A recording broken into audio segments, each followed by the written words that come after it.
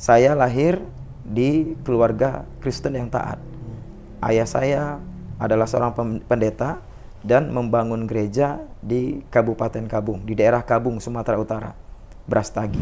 Anak pertama pendeta, anak kedua menikah dengan pendeta, anak ketiga beliau adalah seorang dosen dan sekaligus pendeta.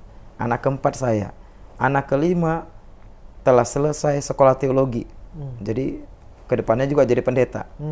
Dan anak terakhir baru selesai juga dari sekolah teologi. Jadi semuanya keluarga pendeta, sama-sama Kristen, sama-sama katanya Tuhannya Yesus. Tapi kenapa kemudian jumlah Injilnya berbeda?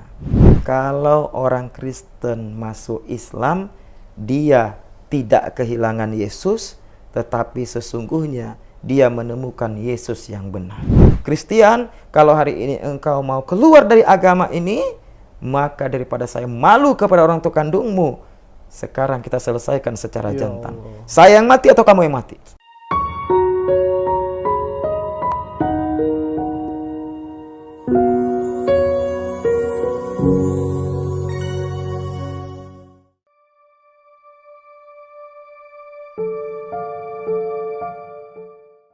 Assalamualaikum warahmatullahi wabarakatuh. Sahabat wakaf dimanapun Anda berada, alhamdulillahirrabbilalamin. Semoga selalu keadaan sehat walafiat. Alhamdulillah, kali ini kita masih bersama dengan seorang mu'alaf yang luar biasa.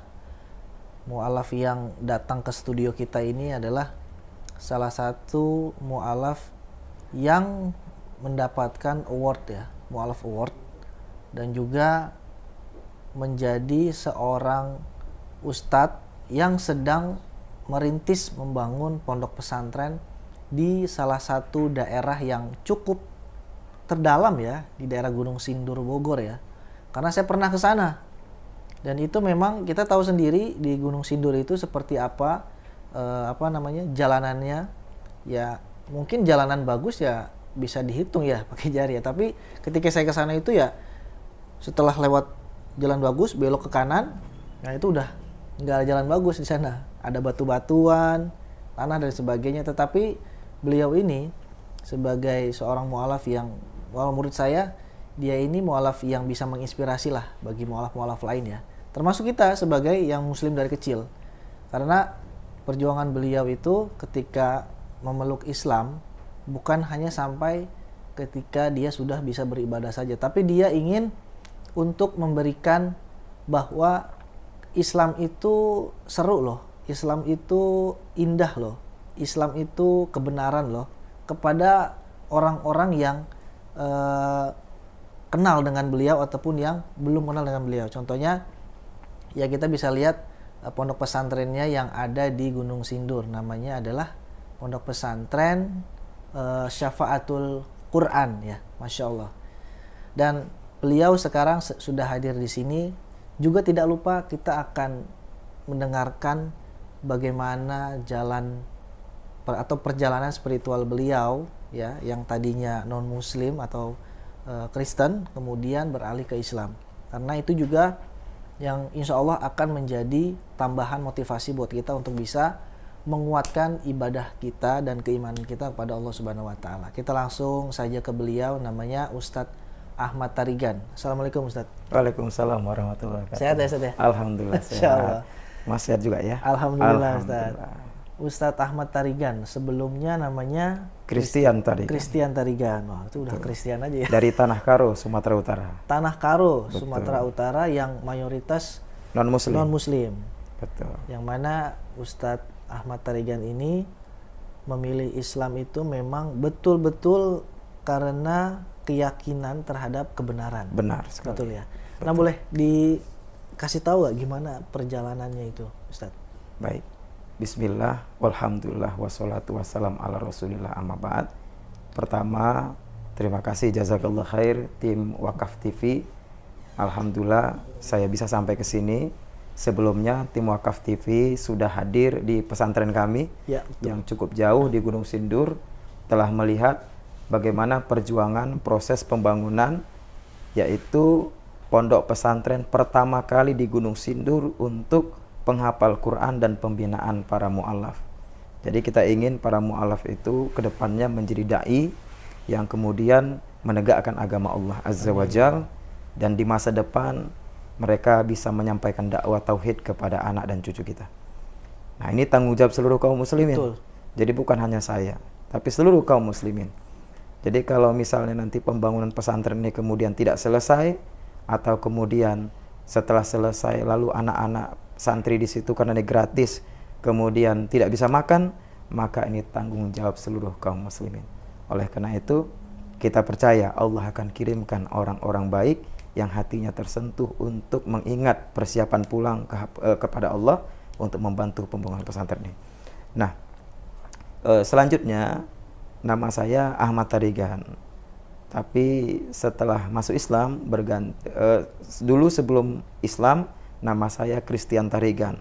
Setelah masuk Islam berganti menjadi Ahmad Tarigan.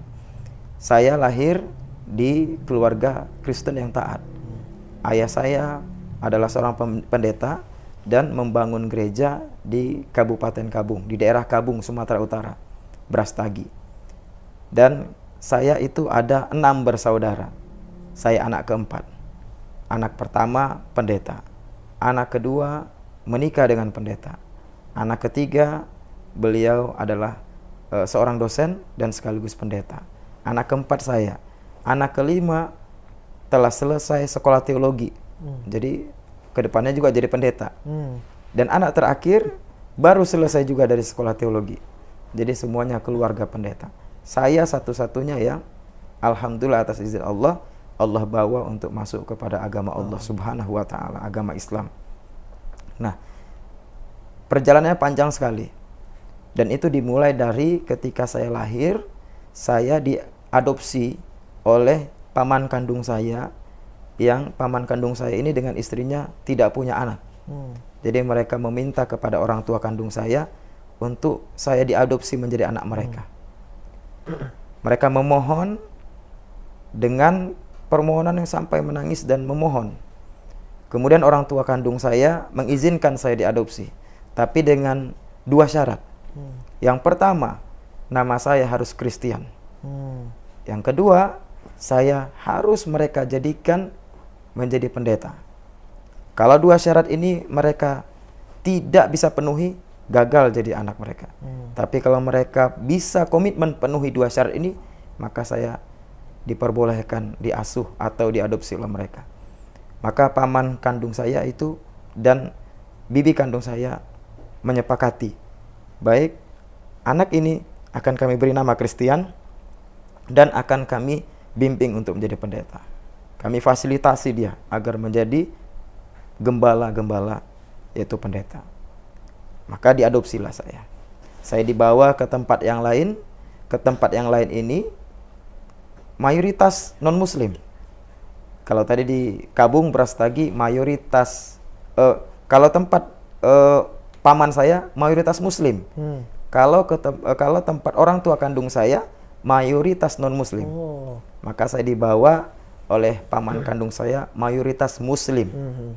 Disitulah perjalanan saya kemudian berdekatan dengan kaum muslimin. Ketika SMP saya sekolah di sekolah Katolik. Karena sekolah Kristen yang betul-betul mengkader dan pendidikan Kristennya itu yang bagus, Katolik. Meskipun paman kandung saya dan orang tua kandung saya Protestan, tetapi saya disekolahkan di sekolah Katolik. Di sekolah Katolik saya menyadari ternyata mengapa ada perbedaan antara kitab orang Katolik dan Protestan. Jumlah Injil atau surat di kitab Katolik, Alkitab Katolik itu lebih banyak jumlah Injilnya dibandingkan Protestan. Saya jadi heran dong. Sama-sama Kristen. Sama-sama katanya Tuhannya Yesus. Tapi kenapa kemudian jumlah Injilnya berbeda?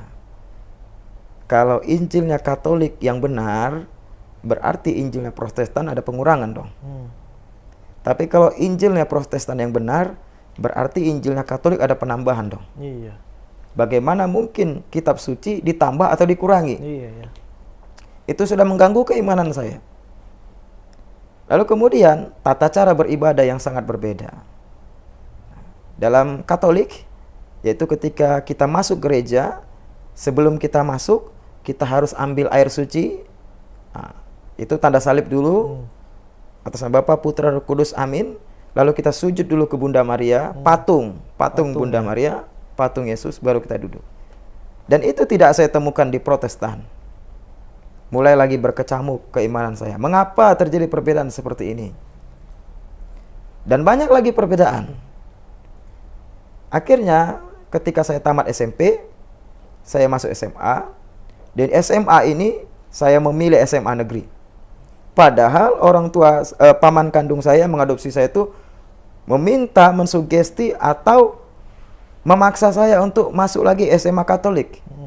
Tapi saya tetap kekeh untuk masuk negeri. Nah, ini jalan Allah sebenarnya. Jadi tanpa tahu paman kandung saya dan orang tua saya kandung di Brastagi, saya secara sembunyi-sembunyi ikut tes ujian masuk SMA negeri. Dan alhamdulillah lulus. Alhamdulillah. Lulus. Jadi saya bilang sama ayah saya, bapak saya kan, yang mengadopsi saya ini, saya sudah lulus, jadi mau gimana lagi? Ya sudah. Tapi kamu kalau sudah lulus begini, kamu masuk SMA negeri, kamu jangan terlalu dekat dengan anak-anak beragama Islam. Karena ingat, kamu tujuannya adalah menjadi pendeta.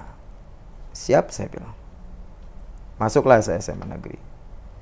Nah, untuk informasi, sebelumnya ketika saya non-muslim itu, saya mendengar sering sekali saya disugesti oleh orang-orang Kristen, oleh pendeta-pendeta bahwa Islam itu agama teroris. Islam itu agama radikal. Islam itu agama kekerasan. Itu yang saya terima dari orang-orang Kristen pada saat itu. Tetapi sebaliknya ketika saya masuk SMA, ketika saya berteman dengan orang Kristen, dan saya juga berteman dengan orang Islam, saya perhatikan, kok orang Islam justru tidak menunjukkan kekerasan yang disampaikan kepada saya bahwa Islam itu agama kekerasan. Justru saya lihat agama Islam itu humble, berteman dengan baik, ramah, dan mereka ya bagaimana berteman biasanya. Jadi saya mulai ragu, ini jangan-jangan saya dibohongi nih sama para pendeta ini.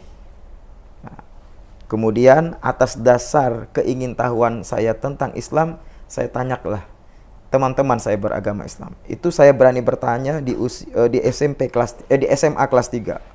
Kelas 3 SMA, usia 17 tahun, saya tanya ke teman-teman saya beragama Islam itu, Islam seperti apa sih? Saya mau tahu dari kamu, bagaimana sebenarnya agama Islam? Tolong kasih tahu saya. Karena saya dengar Islam itu agama teroris, agama yang mengajarkan tidak boleh makan yang enak-enak, semisal daging babi, kan gitu kan. Daging babi kan enak, kenapa dilarang? Berarti menyiksa manusia, saya pikir begitu. Nah, teman-teman saya yang beragama Islam ini, mereka tidak sanggup menjawab pertanyaan saya. Mereka tidak bisa mengiyakan keinginan saya untuk tahu Islam dari mereka. Tetapi mereka katakan, Christian gini aja dah. Kamu ini kan sepertinya memang kelihatan serius belajar Islam. Nah, bagaimana kalau kami temukan kamu dengan seorang ustadz? Nah, ustadz ini adalah guru agama Islam di sekolah itu. Boleh? Siapa namanya? Namanya Pak Sudirman Latsa. Nah, inilah awalnya saya akan menemukan hidayah atas izin Allah. Maka di setiap doa saya berdoa, ya Allah, berikanlah karunia keberkahan usia kepada Ustadz Sudirman Latsa. Amin ya Allah. Berikanlah kelapangan rizki pada beliau karena telah menjadi jalan hidayah buat saya. Jadi dipertemukanlah saya dengan Ustadz Sudirman Latsa ini. Nah, di sekolah itu Ustadz Sudirman Latsa bilang, ya udah, kita diskusi jangan di sekolah. Nggak enak dilihat para guru dan teman-teman yang lain. Kamu datang ke rumah saya nanti siang. Ini alamat saya, kata beliau. Wow, saya ditantang begitu kan. Oke, siap Ustadz, saya bilang. Ya, saya datang. Tapi kalau bisa bawa Alkitab kamu, katanya. Kamu bawa Alkitab ya. Tantangin juga. Wah, saya ditantang. Wah, ini kok Ustadz bicara kitab. Oke, siap. Datanglah saya siang ke rumah beliau bawa Alkitab. Disuguhi dengan makan minuman. Dengan lemah lembut luar biasa. Sedikit pun tidak ada ciri-ciri yang katanya teroris, Islam itu kekerasan. Tidak ada. Justru ditampilkan adalah bagaimana menyambut tamu. Walaupun berbeda agama. Tetapi karena kamu tamu saya muliakan. Itu yang saya lihat. Waduh, luar biasa. Makan dulu, makan. Silahkan nikmati apa yang ada. Wah, luar biasa sekali nih. Setelah makan, setelah santai, minum, santai, ya udah, mulailah diskusi. Kamu pengen tahu tentang agama Islam, tetapi di kesempatan ini saya juga akan gali tentang Kristen di hadapan kamu. Loh, Ustadz kenapa berbicara Kristen? Ya, karena saya selain paham Islam, karena saya Ustadz, tapi saya juga belajar tentang agama Kristen yang menguatkan keislaman saya. Wah, saya kaget. Lah, Ustadz belajar Kristen yang menguatkan Islam Ustadz? Iya benar, katanya. Sebentar. Dia masuk ke kamar, dia keluarkan Bible yang sama dengan Bible saya. Alkitab saya sama. Lah, Ustadz, kau baca Alkitab? Iya, saya baca Alkitab. Dengan membaca Alkitab menguatkan saya tentang Islam. Terjadilah diskusi yang panjang. Pertama dia jawab tentang Islam bukan teroris. Dia buka dalam Al-Quran, ketika itu saya kan tidak tahu Arabnya. Dia baca, Allah menegaskan, Man qatala nafsan bi ghairi nafsin aw fasadin fil ardi faka'annama qatala nasa jami'an. Beliau bacakan artinya yang membuat saya betul-betul tergetar hati saya, karena ayat ini tidak pernah saya baca dalam kitab saya, enggak pernah. Justru itu saya dengar dari seorang muslim dan dari Al-Quran. Beliau membacakan artinya, siapa yang membunuh satu orang yang orang ini tak bersalah, dosanya faka'annama qatala nasa jami'an. Dosanya seperti membunuh seluruh manusia yang ada di dunia ini. Saya kaget. Ini Al-Quran, saya bilang. Iya, ini Al-Quran. Ini adalah ayat yang diimani oleh orang Islam. Tidak boleh membunuh orang yang tak bersalah. Satu orang saja dibunuh, dosanya seperti membunuh seluruh manusia yang di dunia ini. Ini pendekatan Islam. Jadi kalau kemudian ada orang yang mengatakan Islam teroris, Islam agama kekerasan, sesungguhnya mereka sedang memfitnah dan mereka sedang menyudutkan Islam, yang sebenarnya Islam tidak seperti itu. Kamu tahu Islam teroris dari siapa? Kata Ustaz. Dari orang Kristen. Kamu tahu dari orang Kristen. Sekarang saya Muslim yang akan menyampaikan kepada kamu bahwa Islam bukan agama teroris. Langsung dia tunjukkan ayat. Masya Allah, saya betul-betul tergetar. Tapi tidak cukup sampai di situ, kata dia. Lanjutan gimana? Saya bilang. Dia baca lagi ayat selanjutnya. Dia bacakan Arabnya. Waman faka'annama ahyan nasa waman ahyaha faka'annama ahyan nasa jami'an. Dia bacakan artinya, siapa yang menolong satu orang manusia, tak peduli agamanya apa. Ada orang yang kelaparan dikasih makan. Ada orang kesusahan, dikasih bantuan. Ada santri yang tak bisa makan, dikasih beras sehingga dia bisa hidup. Satu orang saja, kata beliau. Faka'annama ahyan nasa jami'an. Pahalanya bagaikan menolong seluruh manusia yang ada di dunia ini. Tak terasa air mata saya jatuh. Saya nggak tahu kenapa bisa seperti itu. Ini Quran. Iya, ini Quran. Kamu sekarang mendengarkan langsung kan bahwa Islam itu rahmat. Islam itu agama kasih sayang. Ini Quran. Saya lihat langsung. Artinya luar biasa. Banyak pembahasan tentang Islam. Kemudian dia masuk kepada Kristen. Seperti dia bilang tadi. Jangan tersinggung saya kalau bahas Kristen, katanya. Setelah saya jawab keingintahuanmu tentang Islam, saya akan bahas tentang Kristen. Oke? Masuklah. Dia bilang begini, saya ingat betul. Dan ini selalu saya sampaikan kepada orang yang ingin masuk Islam atau yang ingin dialog sama saya, orang Kristen yang ingin diskusi dengan saya. Saya ingat betul kalimat Ustadz Sudirman Nadsa, kalau orang Kristen masuk Islam, dia tidak kehilangan Yesus, tetapi sesungguhnya dia menemukan Yesus yang benar. Yesus yang seperti apa? Dia buka Markus 12 ayat 29. Di situ Yesus menegaskan bahwa Yesus bukan Tuhan, justru Tuhan itu adalah Allah yang Esa. Allah yang Esa. Bukan Allah atau Allah yang satu. Tetapi Alkitab jelas Esa. Kalau satu masih bisa dibagi, satu bagi setengah-setengah. Makanya kalau di situ dikatakan Esa, satu, ya? make sense atau masuk akal Trinitas. 3 dalam 1, 1 dalam 3. Tapi Yesus dengan tegas mengatakan Tuhan Allah kita, Tuhan Allah itu Esa. Maka dalam bahasa Arab Ahad, Esa tidak bisa dibagi-bagi lagi. Maka Yesus menegaskan bahwa ada Tuhan, yaitu Allah yang Esa. Maka siapa yang mengatakan Allah itu Tuhan atau yang Esa, maka dia bukan Tuhan, tetapi dia adalah makhluk, dia adalah utusan Allah. Sebagaimana Yesus menegaskan, karena mereka menganggap bahwa yang disalib itu Yesus. Yesus dalam di kayu salib menegaskan, Ilahi, ilahi, lama sabaktani. Eli, eli, lama sabaktani. Bahasa Arab, ilahi, ilahi, limadza sabaktani. Artinya, Tuhanku, Tuhanku, kenapa engkau meninggalkan aku? Maka siapa yang mengatakan Tuhan, maka dia bukan Tuhan. Dia adalah makhluk. Panjang lebar diskusi kami, sampai setengah tahun. Setengah tahun, 6 bulan. Akhirnya, tepat 8 Februari, saya mengucapkan kalimat syahadat La ilaha illallah Muhammad Rasulullah. Saya masuk Islam. Tetapi perjuangan saya syahadat juga cukup panjang, karena tidak diizinkan oleh paman saya dan orang tua kandung saya di Brastagi. Maka saya di backup oleh umat Islam di situ untuk meminta surat tanda tangan izin supaya saya masuk Islam, karena saya kan 17 tahun. Di Indonesia pindah agama di bawah 19 tahun harus izin orang tua. Maka saya minta tanda tangan. Paman kandung saya juga diskusi sama orang tua kandung saya di Brastagi. Akhirnya sebagai shock terapi izinkan dia masuk Islam. Tapi dengan catatan coret nama dari keluarga. Jangan biaya lagi sekolahnya. Jangan kasih sepeser pun ketika dia keluar rumah. Maka ditandatanganilah surat izin saya pindah agama. Dan itu kebahagiaan buat saya.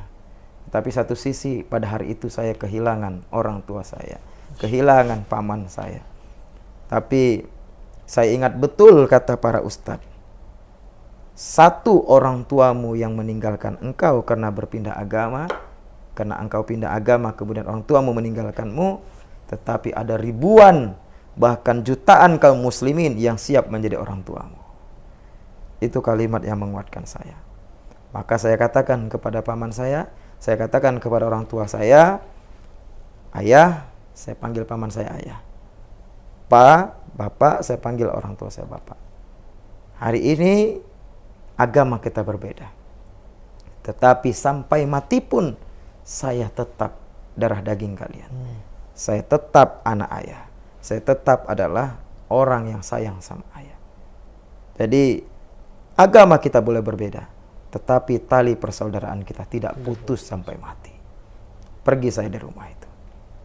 Atas izin Allah, 2 tahun kemudian, paman saya yang mengadopsi saya, merawat saya, 2010 masuk Islam atas izin Allah Subhanahu wa taala. Jadi sekarang sudah bersama kita di Tangerang Selatan. Oh iya. Alhamdulillah. Sekarang tugas terberat bagaimana menyampaikan hidayah kepada keluarga kandung saya. Tapi memang semuanya atas izin Allah. Kita berikhtiar, tapi hidayah itu semua atas kehendak Allah. Jadi doa saya tidak pernah putus. Semoga hidayah bisa sampai kepada keluarga kandung saya, dan semoga bisa bersama-sama saya sholat bersama dan dalam keadaan sama-sama dalam keadaan beragama Islam. Amin, ya Allah, amin. Seperti itu, Mas. Masya Allah, luar biasa ini ya, apa? Panjang. Ya, betul. Ya, itu lebih panjang lagi sebenarnya. Berarti kan paman, berarti kan ayah angkat berarti ya? Betul, Ayah angkat itu ya. Nah, ketika mereka semua tahu kan tadi katanya kan dicoret dari kartu keluarga, iya, atau betul. dari keluarga. Itu dari pamannya aja atau dari dua-duanya? Oh, dua-duanya. Dua-duanya. Jadi tidak dianggap sebagai anak lagi sama orang tua kandung saya di Kabung, dan saya sudah tahu bahwa mereka orang tua kandung saya. Saya diceritakan bahwa sebenarnya kamu anak yang diadopsi oleh paman, orang tua kandungmu di Kabung. Jadi ketika saya masuk Islam, saya tidak dianggap lagi sebagai anak, tidak dianggap lagi sebagai abang dan adik. Begitu juga dengan paman saya yang mengadopsi saya tidak dianggap lagi sebagai anak, saya dicoret dari kartu keluarga mereka. Jadi saya sendirian ketika itu. Ya? Tapi saya yakin mereka meninggalkan saya, ada Allah yang bersama saya. Betul. Itu yang saya yakini. Itu dia tuh yang memang jadi keyakinan kuat ya. Ya, benar. Nah, berarti udah berapa lama semenjak antum diadopsi itu sama paman ya? Iya. Nggak ketemu sama orang tua? Apa sering ketemu waktu itu? Ya, jadi kalau setiap liburan saya ke kampung. Ke kampung? Ke kampung. Jadi ketemu setahun sekali. Setahun sekali aja ya? Jadi saya tahu ini orang tua kandung saya, ini gereja yang dibangun oleh bapak saya. Sehingga ketika saya di sana saya selalu doakan, inilah anak yang akan jadi pendeta, seperti itu, didoakan. Jadi hubungan harmonis sebelum saya masuk Islam itu hubungan harmonis dengan keluarga saya non muslim. Nah, sekarang pun syukur alhamdulillah kembali harmonis. Karena saya kan sudah mandiri. Keilmuan Islam saya sudah tak bisa diganggu lagi. Mau seperti apapun mereka tidak akan bisa menarik saya kepada agama Kristen, tidak bisa. Tetapi untuk saat ini memang sekarang keinginan mereka supaya saya murtad itu besar sekali. Kalau dulu saya misalnya murtad, ya nilai bargaining atau nilainya biasa-biasa saja. Tapi kalau sekarang kalau saya murtad atas izin atas usaha mereka, bayangin mantan ustadz murtad itu luar biasa kan. Gereja mereka bakal disorot, ya bakal diberikan perhatian lebih. Tapi ya itu mimpi di siang bolong kalau saya murtad. Nah, itu tidak akan mungkin. Justru saya berusaha semaksimal mungkin supaya mereka yang masuk kepada Islam. Iya. Berarti waktu itu pas tahu antum masuk Islam dari paman dan orang tua kandung, itu reaksinya apa, cuman nyoret doang? Marah. Nah, saya belum ceritakan. Jadi ketika saya minta izin itu kepada paman saya, karena memang paman saya itu punya janji dan komitmen kepada orang tua kandung saya, tentu ini bagaikan dia mendapatkan serangan bom di siang hari yang mengagetkan dia, seperti disambar petir di siang hari. Tiba-tiba anak yang dia besarkan, meskipun bukan anak kandung dia, tapi dia besarkan dengan komitmen agar menjadi pendeta, tiba-tiba mau masuk Islam. Dia kaget benar. Nah, dengan rasa emosi dia, sekaligus bersama dengan rasa sayang dia, langsung spontan dia ambil 2 parang, ya pisau yang besar, golok. Dia ambil 2 golok, dia lempar satu ke depan saya dan dia pegang satu. Dia katakan, Christian, kalau hari ini engkau mau keluar dari agama ini, maka daripada saya malu kepada orang tua kandungmu, sekarang kita selesaikan secara jantan. Saya yang mati atau kamu yang mati? Begitu kata dia. Tetapi ya syukur alhamdulillah saya punya jurus, Mas. Jadi kalau saya nggak punya jurus, saya sudah innalillah. Jurusnya adalah langkah 1000. Lari saya. Jadi lari. Nah, tetangga pada heboh, kenapa lari? Dikejar-kejar bapak saya sama parang gitu kan. Nah, bapak saya ditenangkan, saya pun ditenangkan. Esoknya datang lagi. Nah, dan kemudian, ya ini anak Anda tetap tidak surut, tidak mundur sekalipun untuk mau masuk Islam. Jadi bagaimana, Pak? Ya, diskusilah sama keluarga kandung di lagi. Nah, itu tadi shock terapi. Dia tak akan bertahan lama tanpa uang. Dia sudah lama menjadi anak satu-satunya bersamamu kan gitu. Saya kan anak satu-satunya. Dia pasti tidak akan bisa berlama-lama dalam kesusahan. Ya udah, izinkan, tapi jangan fasilitasi apapun. Keluar, usir dari rumah. Ya itu atas izin Allah, walaupun saya tidak dibiayai, hidup juga sampai sekarang. Alhamdulillah gemuk juga.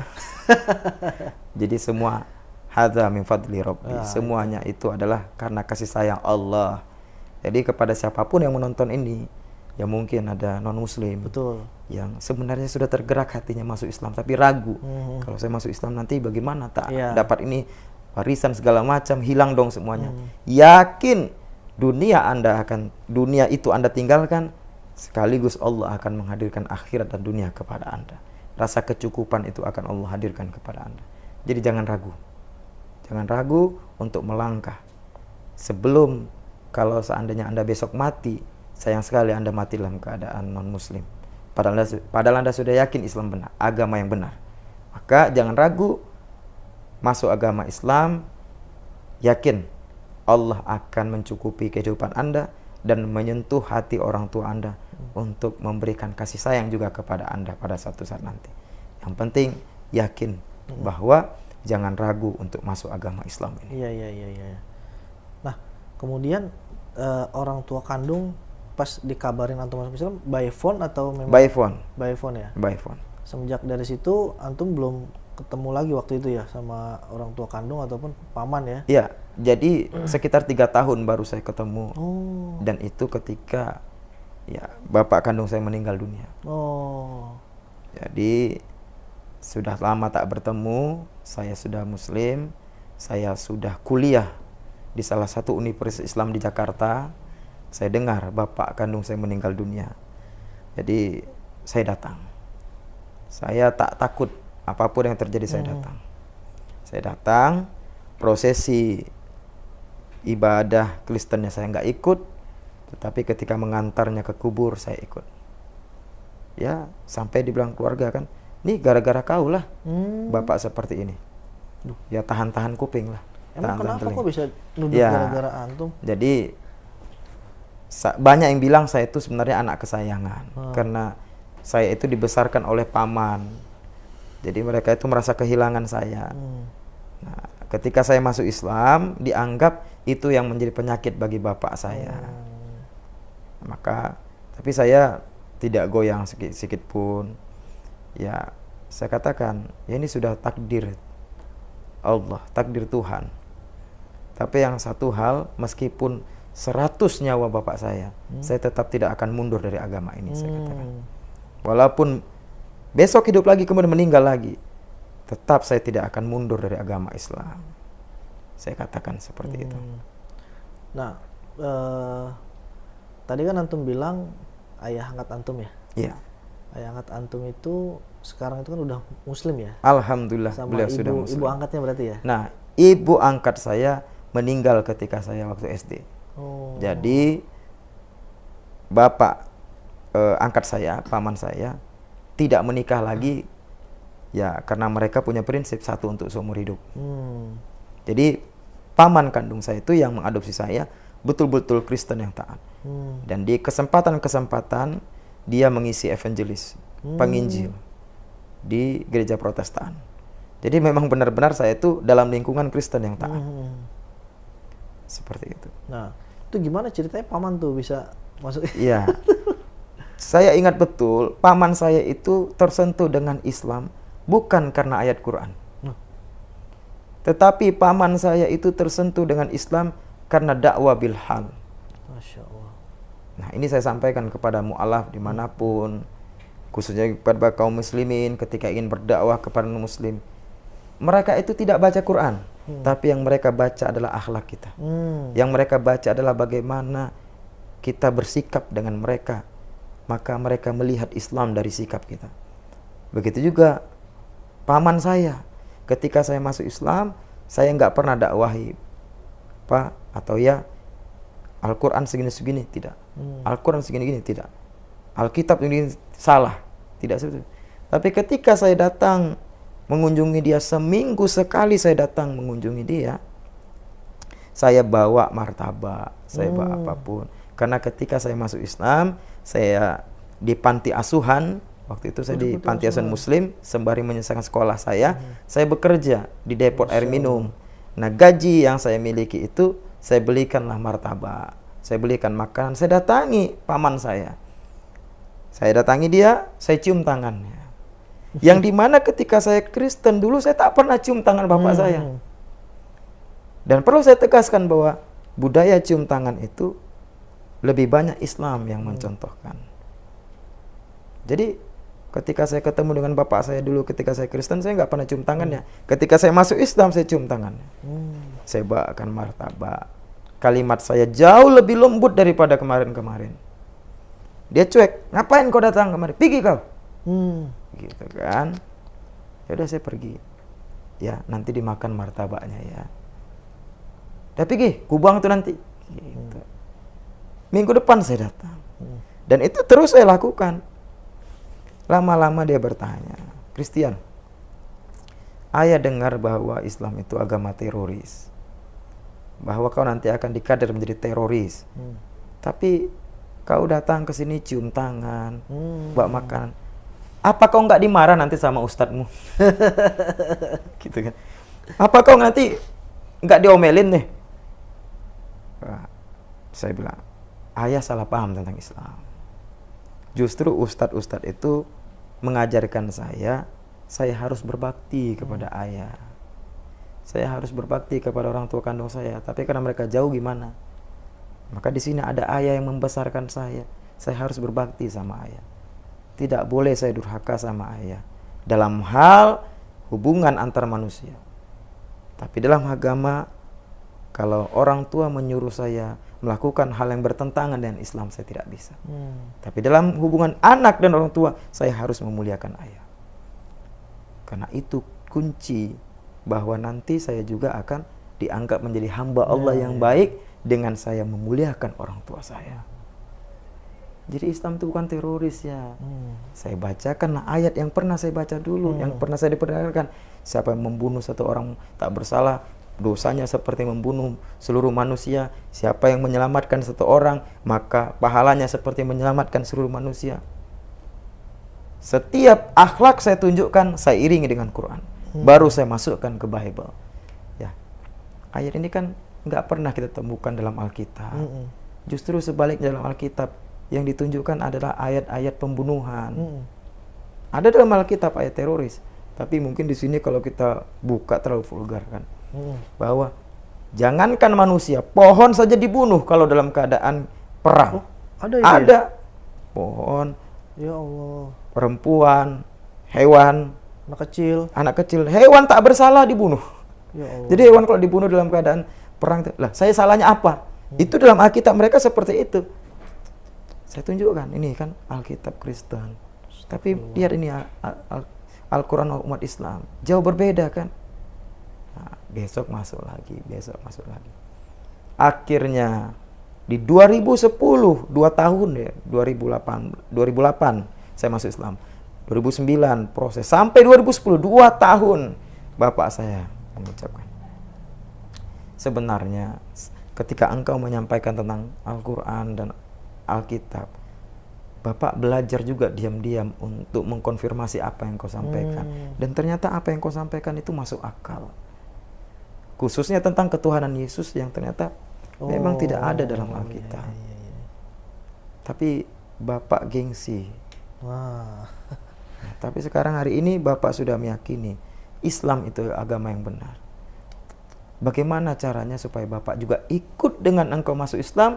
Karena hari ini bapak sudah komitmen, apapun kata orang Kristen tentang bapak, jika bapak masuk Islam, bapak tidak peduli lagi.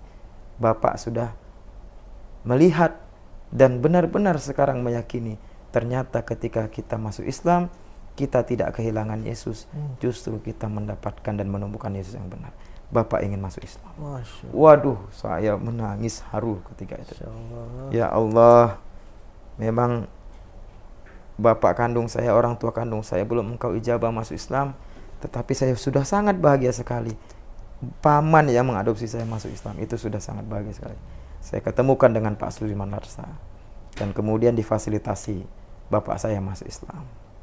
Kemudian sama seperti saya, bapak saya pun dikucilkan, tapi dia nggak peduli. Dia sudah siapkan semuanya, ekonomi dan mental sudah dia siapkan. Ketika dia dikucilkan, dia tak peduli. Dan sekarang alhamdulillah sudah ikut dengan saya di Tangerang Selatan, dan nanti juga akan tinggal di pesantren, insya Allah. Masya Allah, lewat akhlak tadi itu ya? Iya, lewat dakwah bil hal, lewat akhlak, sikap. Tadi ya, jangan lupakan itu, non muslim tidak membaca Quran, tapi non muslim membaca Al-Quran dari sikap dan akhlak kita. Maka tunjukkanlah sikap dan akhlak yang bernilai islami kepada mereka, insya Allah mereka akan tersentuh untuk mengenal Islam lebih jauh lagi. Masya Allah, Masya Allah. Ya, jadi gini Ustadz, antum juga kan ada beberapa video yang dibikin di YouTube juga ya? Iya. Itu tuh saya tuh ngeliat tuh, antum mereaction seorang murtadin. Iya. Cuma saya agak lupa nama murtadin. Iya. Ya kan? Dari Aceh itu. Dari Aceh ya? Dari Aceh. Nah, itu dia bilang di surat Ali Imran ayat 45 itu, dia mengklaim bahwa itu adalah ayat yang mengakui kalau Yesus itu Tuhan. Iya. Nah, kita coba pengen sedikit bedah lah ya gimana tuh. Iya. Maksud dia tuh apa sih, ngomong kayak gitu? orang kalau saya pribadi, saya belum pernah pendeta-pendeta Kristen atau Katolik itu ngomong kayak gitu kok. Ya. Tahu-tahu kayak gitu dia. Jadi perlu saya informasikan di kesempatan ini bahwa non-Muslim itu, para pendeta, khususnya murtadin yang mereka sudah didik menjadi pendeta, mereka itu dikader untuk memurtadkan orang Islam bukan lagi dengan Alkitab, tetapi memurtadkan orang Islam dengan Quran. Oh. Mereka dibekali dengan Al-Quran, dengan ayat-ayat yang mereka bisa pelintir untuk menegaskan ketuhanan Yesus yang mereka yakini. Dan ini hasilnya luar biasa. Jadi kalau dulu orang murtad itu karena Indomie sekotak, karena amplop, bencana alam dibantu. Sekarang sudah bertambah lagi dengan mereka mendakwahkan Al-Quran yang mereka anggap itu menegaskan ketuhanan Yesus. Dan kalau orang Islam mendapatkan Indomie sekotak, itu iman yang 100% berkurang jadi 80%. Tapi kemudian ketika dikasih Indomie sekotak, lalu didakwahkan tentang Quran yang mereka pelintir ayatnya untuk menunjukkan ketuhanan Yesus, itu drastis menjadi 10% lagi imannya. Dan ini banyak terjadi. Allah. Mereka berdakwah kepada umat Islam dengan Al-Quran, bukan dengan Alkitab. Maka ini kita sudah informasikan ini, edukasi kepada masjid-masjid. Kadang banyak masjid yang sudah sadar bahwa upaya pemurtadan ini sudah semakin luar biasa. Tapi kalau mengundang ustadz, misalnya Ustadz Ahmad Tarigan, for information, saya juga adalah relawan MCI Mu'alaf Center Indonesia di Bogor. Ini ngundang Ustadz Ahmad Tarigan berapa biaya segala macam untuk mengedukasi masyarakat tentang bahaya pemurtadan. Nggak usah pikirkan bahaya, nggak usah pikirkan berapa biaya amplop segala macam. Siapkan acaranya, kami datang. Masya Allah. Karena memang kita sudah wakafkan diri kita untuk dakwah. Dan ini penting disampaikan. Salah satunya ini tadi, Mas, bahwa seorang murtadin dari Aceh, kita reaction, dia mengatakan dalam YouTube-nya bahwa dia menantang Mu'alaf Center Indonesia, jawab kalau bisa. Kata dia dalam surat Ali Imran ayat 45, di situ ayat yang menegaskan ketuhanan Yesus, sebab ayatnya ada potongan kata wajiha dan waminal muqarrabin. Arti ayat ini adalah bahwa Isa yang mereka anggap Yesus itu wajiha, dimuliakan di dunia dan akhirat. Mereka menganggap kalau dimuliakan di dunia dan akhirat bahwa itu adalah Tuhan. Dan mereka kemudian dengan seenak udelnya ngomong, hanya Isa yang mendapatkan gelar wajiha. Nabi yang lain tidak ada dapat gelar wajiha. Itu kata dia.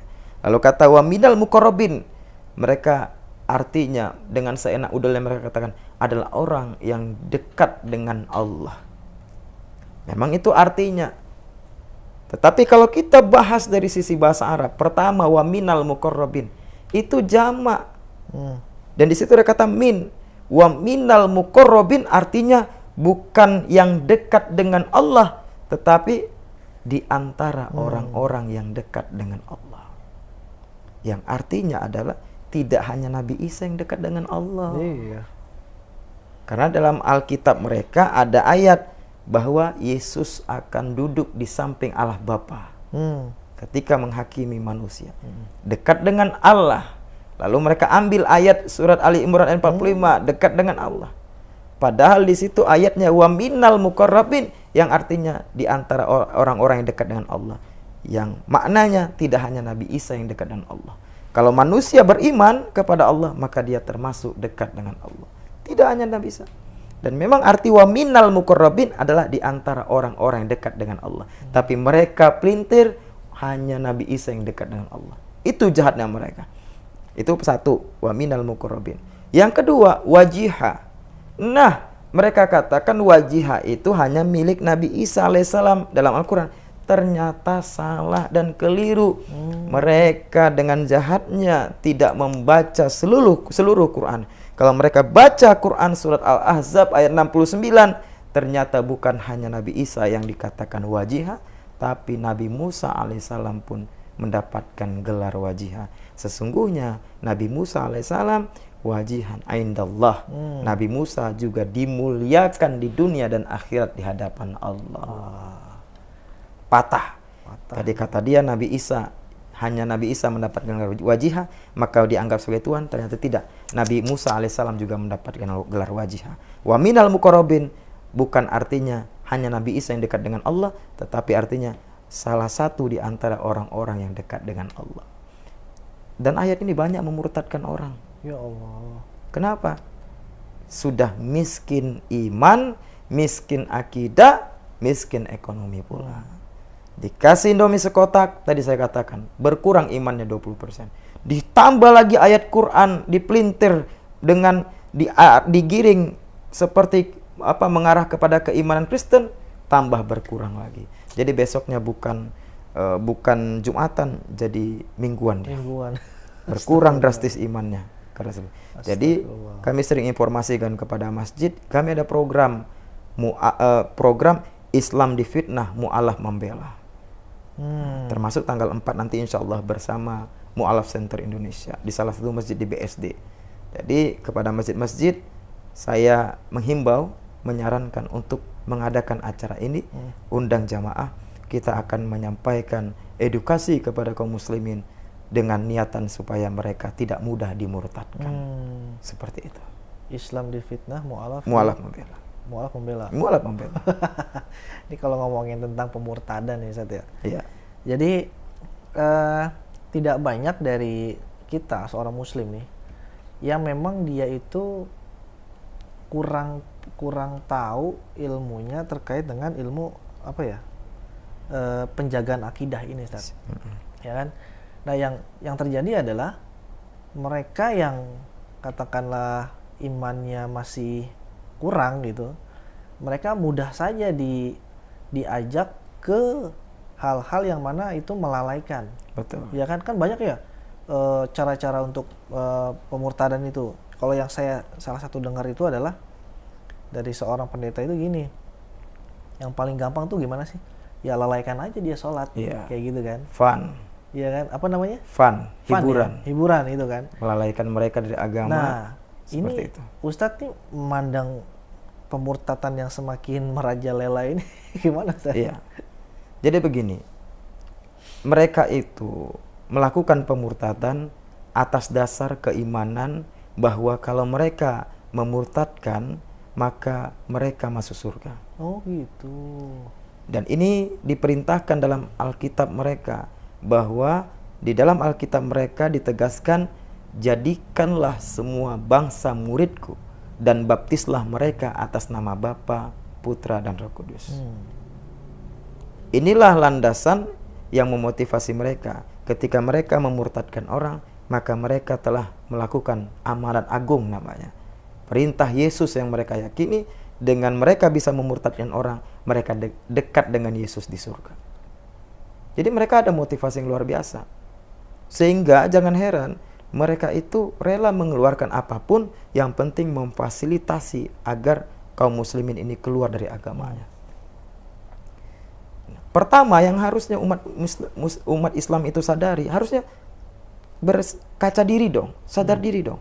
Lihat, mereka dengan satu ayat saja yang diperintahkan Yesus menurut mereka dalam Alkitab seperti itu untuk memurtadkan orang, mereka lakukan dengan keimanan standar yang tinggi, dengan kualitas iman yang luar biasa. Tak peduli berapapun harta yang mereka habiskan, yang penting untuk melaksanakan itu. Maka jangan heran ketika kita dakwah misalnya di pedalaman Papua, kita berjalan kaki, mereka itu udah naik pesawat. Jadi kita besok akan sampai, mereka udah sampai satu hari sebelumnya. Lalu kemudian mereka bikin buku, cetak buku, yang buku itu menyudutkan Islam, lalu buku itu dibagi-bagikan kepada non-muslim gratis. Dulu ada buku namanya Risalah Haji yang ditulis oleh Saifuddin Ibrahim, Murtadin, Abraham bin Moses. Itu bukunya gratis dibagi-bagikan kaum muslimin. Judulnya Risalah Haji, seperti Islami, padahal isinya menyudutkan Islam, menghina Islam, bahkan mencaci maki Ka'bah, mencaci maki orang berhaji. Itu mereka gratiskan. Sekarang kita hitung aja, 10.000 buku dikali 10.000 biaya cetaknya misal, itu udah berapa? Capek kita ngitungnya. Nah, saya menulis buku, Saya menulis 2 buku. Yang pertama, mengapa kami memilih Islam. Yang kedua, waspada pemurtatan di sekitar Anda. Saya nulis buku itu. Tapi kalau misalnya nih, saya ajak umat Islam, ayo kita cetak buku ini 10.000 yuk. Kita wakafkan kepada, kita wakafkan jalan Allah, kita bagikan kepada saudara-saudara kita muslim maupun non-muslim. Belum tentu ada yang mau. Iya. Tapi mereka langsung cepat tanggap. Seharusnya kan kita yang lebih bersemangat. Karena kita yakin dalam Al-Quran, inna dina illallahil Islam. Agama yang benar itu di sisi Allah adalah agama Islam. Tapi buktinya apa? Ketika kita edarkan kotak infak, dari ujung sampai ujung bunyinya klonteng. Uang gopek, uang 1.000, uang 5.000 lebih banyak. Tapi kalau ditanya, yakin masuk surga? Mau masuk surga? Tetapi sedekahnya seperti itu. Malu kita dengan non-muslim. Nggak usah itu saja. Di mana-mana sekarang banyak orang muslim kaya. Tapi coba lihat juga berapa banyak pembangunan masjid, pembangunan rumah Allah, 3 tahun tak selesai, panitia pembangunan masjid harus minta sedekah di pinggir jalan supaya ada sumbangan untuk masjid atau rumah Allah. Malu kita. Bukan masalah boleh dan tidak boleh. Boleh silakan. Tapi pantas nggak sih bangun rumah Allah, minta sumbangan di pinggir jalan, tapi bangun rumah pribadi, kita hutang di bank sampai miliaran rupiah. Malu. Ya.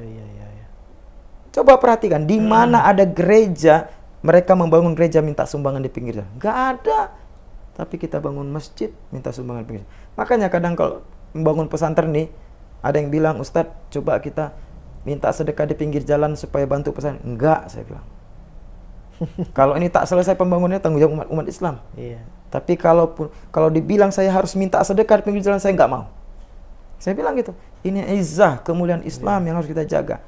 Nah, mereka yakin dengan pemurtatan maka mereka masuk surga. Ya. Kemarin saya ketemu dengan salah satu pengurus MCI ketemu di Pondok Indah. Sekarang luar biasa metode pemurtatan mereka. Tidak hanya lagi dengan sembako, tidak hanya lagi dengan Al-Quran, tetapi sudah dengan santet, dengan sihir. Ya Allah. Dan ini terjadi, mereka alami. Seorang perempuan yang mereka tangani, mereka ruqyah, ternyata ketika perempuan diruqyah, ucapan adalah Tuhan Yesus Bunda Maria, Tuhan Yesus Bunda Maria. Sudah seperti itu. Dan luar biasa. Jadi omong kosong, pemurtatan segala macam.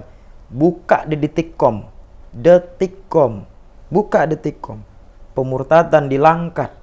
Baru 2022 lalu kejadiannya. Sampai Majelis Ulama Indonesia Langkat itu kelabakan turun tangan menangani ini. Inilah kenyataannya.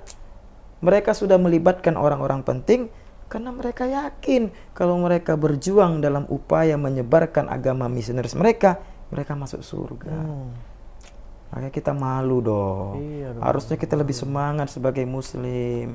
Jangan sampai kita ada pesantren pembinaan mualaf, penghafal Quran gratis, terseok-seok pembangunannya, tapi kita bangun rumah pribadi, garasinya mewah, kamarnya luar biasa, 7M, 10M, pesantren cuman berapa ratus juta kok nggak selesai-selesai. Iya. Malu kita sama Allah. Kelak Allah akan minta pertanggungjawaban kepada kita. Betul, lain lah makanya.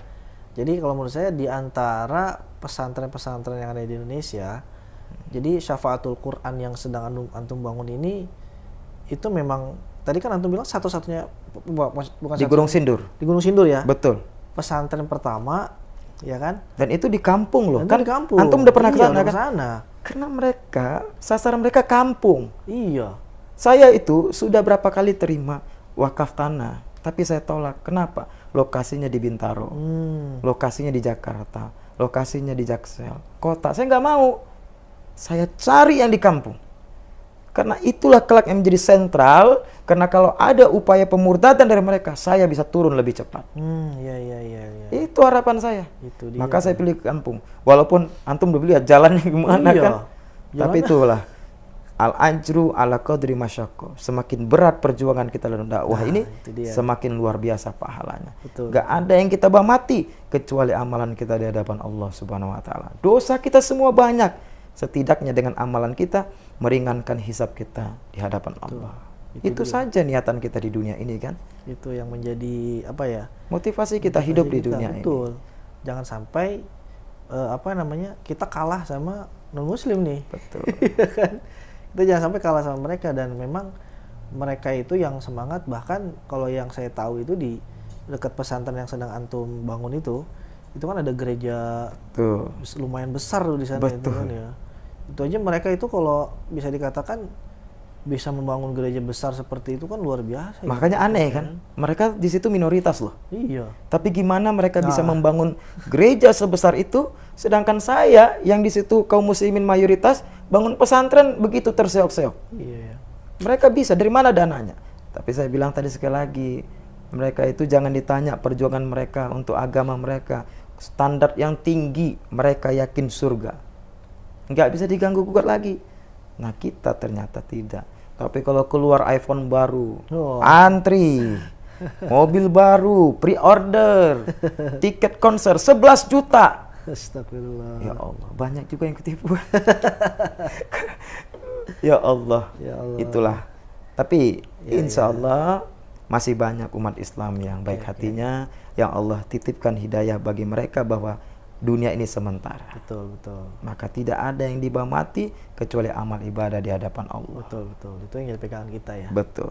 Baik, insya Allah. Dan mudah-mudahan pondok pesantren yang sedang antum bangun, setelah sahabat wakaf melihat video ini, boleh datang langsung ke sana, silakan. Boleh, ya. Silakan. Nanti disertakan alamatnya di deskripsi mungkin nanti Siap. ya, deskripsi video ini. Atau mungkin yang ingin hubungi atau membantu beliau nanti bisa melalui kita ya. Siap. Nanti kita hubungkan dengan antum gitu ya. Ya. Misalkan soalnya ada banyak yang memang masuk chat ke saya, Ustadz saya pengen bantu ini, mudah-mudahan kalau misalkan memang benar pengen bantu ya silahkan langsung berhubungan sama antum ya. Boleh, silahkan. Mau datang langsung ke Gunung Sindur silahkan, Boleh, monggo silakan. gitu ya. Silakan. Ya, mudah-mudahan nggak kapok ke sana. Karena memang jalannya itu luar biasa. Betul. Ya. Karena belokannya itu saat saya kira itu pangkalan pasir ya. Iya, benar. Ternyata masuk lagi ke dalam. masuk ke dalam. Ternyata ini jalan ya, bukan pangkalan pasir gitu. Benar. Dia bilang pas ke dalam itu udah jalannya rusak. Kok ada kampung di sini ya? Saya pikir nggak ada. Ya, satu hal ya pernah saya sampaikan kemarin tuh di RW itu kan hanya satu masjid, Mas. Iya. Menaungi satu RW. Bayangin kurban tahun lalu itu hanya kurban satu sapi. Gimana membagi satu sapi untuk RW di situ masyarakat Muslim, sehingga RT-nya tuh selama ini ya ini curhat sama saya, selama ini ketika kurban RT itu harus kerja keras minta daging kurban sampai ke Jakarta, sampai Tangsel supaya umat Islam di situ dapat daging kurban. Alhamdulillah atas izin Allah tahun lalu kita bisa kurban 4 sapi. Masya Allah, banyak juga. 6 domba. Jadi mereka itu pas ketika nerima daging itu, saya lihat saya nangis. Alhamdulillah Ustadz, akhirnya kurban juga di sini, berkah ada pesantren. Bayangin kalau orang kota dapat daging setengah kilo 500 gram, biasa aja. Berapa daging sekilo? Tapi mereka syukurnya luar biasa. Masya Allah. Makanya ya kami berharap mudah-mudahan ya kalau tahun lalu itu 4 sapi, mudah-mudahan tahun ini bisa lebih banyak lagi. 10 sapi. Amin ya Allah, amin ya Allah. Mudah-mudahan ya. Amin. Baik Ustadz Ahmad, mudah-mudahan antum selalu diistiqomahkan sama Allah Amin Subhanahu wa taala. Amin. Mudah-mudahan pesantrennya bisa segera terbangun. Amin. Karena saya sudah ngeliat ke sana luar biasa, tempatnya bagus lah ya, istilahnya tenang. Karena kan buat penghafal Quran ya. Cocok di sana. Cocok di sana kan. Betul. Dan di sana juga sebagai sentral anti pemurtadan. Betul. Ya, di daerah Gunung Sindur kita akan menjadi sentralnya. Betul, insya Allah. Mudah-mudahan kita bisa saling bersinergi lagi untuk bisa membantu dakwah Islam ini. Terima kasih Ustadz Ahmad. Ya, jazakallah khair. Amin Allah. Masya Allah, alhamdulillah. Sahabat wakaf, tadi Ustadz Ahmad Tarigan yang luar biasa menceritakan bagaimana caranya beliau itu masuk Islam. Dan kita kalah ya, yang Muslim dari lahir. Mudah-mudahan kita bisa mencontoh apa yang dilakukan oleh Ustadz Ahmad dalam memperjuangkan Islam, dalam memperjuangkan dakwah Islam yang mulia ini. Mudah-mudahan konten ini bisa bermanfaat. Silahkan share, like, komen, dan subscribe channel ini. Mudah-mudahan kita bisa memberikan konten-konten yang terbaik, bermanfaat, dan islami buat sahabat wakaf semuanya. Terima kasih. Assalamualaikum warahmatullahi wabarakatuh. Assalamualaikum sahabat wakaf, berwakaf di BWA mudah loh. Cukup menggunakan handphone sahabat saja. Caranya, buka browser di handphone sahabat, lalu klik www.bwa.id. scroll ke bawah, pilih salah satu program yang ada di BWA, lalu klik, dan pilih donasi. Mudah kan? Ingat wakaf, ingat BWA.